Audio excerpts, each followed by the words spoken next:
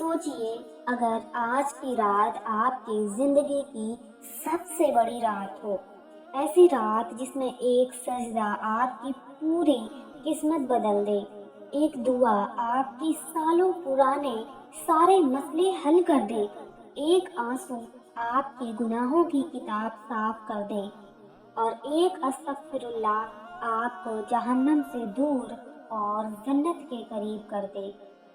سوچئے اگر آج کی رات ایسی ہو جس میں فرشتے زمین پر اترتے ہو، رب اپنے بندوں کو پکارتا ہو، رحمت کا دروازہ کھلا ہو اور ہر طرف صرف سکون، نور اور برکت برس رہی ہو۔ یہ کوئی عام رات نہیں، یہ وہ رات ہے جس کا ذکر خدا قرآن میں کرتا ہے۔ یہ وہ رات ہے جو 1000 مہینوں سے بہتر ہے۔ یہ وہ رات ہے جس کا انتظار فرشتے بھی کرتے ہیں۔ یہ ہے شب قدر یعنی لیلۃ القدر، تقدیر بدلنے والی رات۔ بہت سے لوگ کہتے ہیں 27 رمضان کو شب قدر ہوتی ہے، لیکن اس کی حقیقت کیا ہے؟ اس رات میں ایسا کیا ہوتا ہے؟ کیوں فرشتے اترتے ہیں؟ کیوں کہا گیا کہ یہ رات 1000 مہینوں سے بہتر ہے؟ اور اس رات میں کیا کرنا چاہیے تاکہ ہماری زندگی بدل جائے؟ آج آپ جو سننے جا رہے ہیں وہ آپ کے دل کو ہلا دے گا، آپ کی آنکھوں کو نم کر دے گا اور انشاءاللہ آپ کی عبادت کا انداز بدل دے گا۔ قرآن کی سورہ القدر میں اللہ ارشاد فرماتا ہے، اِنَّا أَنزَلْنَاهُ فِي لَيْلَةِ الْقَدْرِ وَمَا أَدْرَاكَ مَا لَيْلَةُ الْقَدْرِ لَيْلَةُ الْقَدْرِ خَيْرٌ مِّنْ أَلْفِ شَهْرٍ تنزل الملائکہ والروح فیہا بإذن ربہم من کل امر سلام ہی حتی مطلع الفجر۔ اللہ فرماتا ہے کہ ہم نے قرآن کو اس رات میں نازل کیا، اور تم کیا جانو یہ رات کیا ہے؟ یہ رات ہزاروں مہینوں سے بہتر ہے۔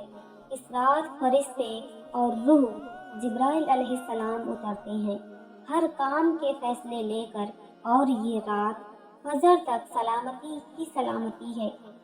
سوچئے جس رات قرآن نازل ہوا وہ رات کیسی ہوگی؟ حضرت جبرائیل علیہ السلام پہلی بار جب غار حرا میں آئے اور اقرا کہا، وہ رات بھی لیلۃ القدر تھی۔ رسول اللہ صلی اللہ علیہ وسلم اس وقت غار حرا میں تنہا عبادت میں تھے، اور اچانک نور سے غفا بھر گئی۔ جبریل علیہ السلام آئے، سینے سے لگایا اور کہا پڑھو۔ رسول اللہ صلی اللہ علیہ وسلم نے فرمایا میں پڑھا ہوا نہیں، پھر سینے سے لگایا، پھر کہا پڑھو، پھر وہی آیتیں نازل ہوئی۔ یہی سے نبوت کا آغاز ہوا، اور یہ ہے شب قدر کی رات میں ہوا۔ اس رات کو قدر اس لیے کہا گیا کیونکہ اس میں بندے کی قدر ہوتی ہے، اس کی دعا کی قدر ہوتی ہے، اس کے آنسوؤں کی قدر ہوتی ہے۔ ایک روایت میں آتا ہے کہ جب یہ آیت اتری کہ یہ رات 1000 مہینوں سے بہتر ہے، تو صحابہ نے پوچھا یا رسول اللہ 1000 مہینے کیوں؟ تو بتایا گیا کہ بنی اسرائیل میں ایک شخص 1000 مہینوں اللہ کی راہ میں جہاد کرتا رہا، تو اللہ نے امت محمدیہ کو یہ رات دے دی تاکہ ایک رات کی عبادت اس 1000 مہینے سے بھی بہتر ہو جائے، یعنی صرف ایک رات اور 83 سال سے زیادہ کی عبادت کا ثواب۔ سوچئے اگر یہ رات غفلت میں نکل گئی تو کتنا بڑا نقصان ہے۔ حضرت عائشہ رضی اللہ عنہ فرماتی ہیں میں نے پوچھا یا رسول اللہ اگر مجھے لیلۃ القدر مل جائے تو میں کیا پڑھوں؟ تو آپ نے فرمایا اللہم انک عفو تحب العفو فاعف عنی، اے اللہ تو معاف کرنے والا ہے، معاف کرنا پسند کرتا ہے، مجھے معاف کر دے۔ اس سے پتہ چلا کہ اس رات سب سے بڑی چیز کیا ہے۔ मग़फ़िरत, माफ़ी। इस रात अल्लाह अपने बंदों को जहन्नम से आज़ाद करता है। तकदीर के फैसले होते हैं, आने वाला साल की रोज़ी, मौत, खुशियाँ, गम सब कुछ लिखे जाते हैं। तफसीर में आता है कि इस रात फरिश्ते इतने उतरते हैं कि ज़मीन तंग पड़ जाती है। हर जगह फरिश्ते जो जिक्र करने वालों के पास बैठते हैं, दुआ करने वालों के पास बैठते हैं, और जो सो रहा हो, गफलत में हो, उसके पास से गुजर जाते हैं।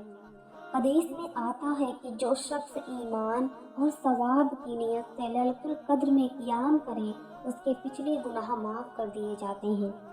अब सवाल ये है कि 27 रमज़ान को ही क्यों माना जाता है? रसूल अल्लाह सल्लल्लाहु अलैहि वसल्लम ने फरमाया कि इसे रमज़ान के आखिरी असरे की ताक रातों में तलाश करो, यानी 21, 23, 25, 27 और 29। लेकिन सहाबा के तजुर्बे, निशानियाँ और ज़्यादातर रिवायतें 27 रमज़ान की तरफ इशारा करती हैं। इसीलिए उम्मत में मशहूर हो गया कि 27 की रात शब कदर है। उस रात का माहौल अलग होता है, अजीब सुकून, अजीब ठंडक, दिल में नरमी, और फजर के वक्त सूरज बिना तेज किरणों के निकलता है। बहुत से बुजुर्गों ने ये निशानियाँ देखी हैं, लेकिन समझने वाली बात ये है कि असल मकसद रात ढूंढना नहीं, इबादत करना है। क्योंकि अगर आप सिर्फ 27 को जागे और असल लैलतुल कद्र 25 को हुई, तो इसीलिए रसूलुल्लाह सल्लल्लाहु अलैहि वसल्लम आखिरी 10 दिन एहतिकाफ करते थे, पूरी रात जागते थे, घर वालों को भी जगाते थे। ये रात गफलत की नहीं, जागने की है, रोने की है, गिरने की है, अपने रब से लिपट जाने की है। ये वो रात है जिसमें बंदा अपने रब से कहता है, ऐ अल्लाह, आज मेरी किस्मत बदल दी। और अल्लाह फरमाते हैं, माँ, सोचिए वो मंजर कैसा होगा जब आसमान से फरिश्तों का सैलाब उतर रहा हो, हर तरफ नूर ही नूर हो, और ज़मीन पर बैठे कुछ बंदे रो रहे हों, सजदे में गिरे हों, और कुछ लोग उसी वक्त गहरी नींद में गाफिल पड़े हों। लैलतुल कद्र की रात में फरिश्ते सिर्फ उतरते नहीं, वो ढूंढते हैं। किसे? उन बंदों को जो अल्लाह को याद कर रहे हों, जो तिलावत कर रहे हों, जो दुआ कर रहे हों। हदीसों में आता है कि जिब्रील अलैहिस्सलाम खुद इस रात उतरते हैं और जिन जिन बंदों को इबादत में मशगूल देखते हैं उनके लिए दुआ करते हैं। सोचिए, जिसके लिए जिब्रील अलैहिस्सलाम दुआ करे उसका क्या मुकाम होगा। तफसीर में आता है कि इस रात साल भर के फैसले फरिश्तों को सौंपे जाते हैं। किसकी रोज़ी कितनी होगी, किसकी मौत कब होगी, किसको खुशियाँ मिलेंगी, किसको आजमाइश।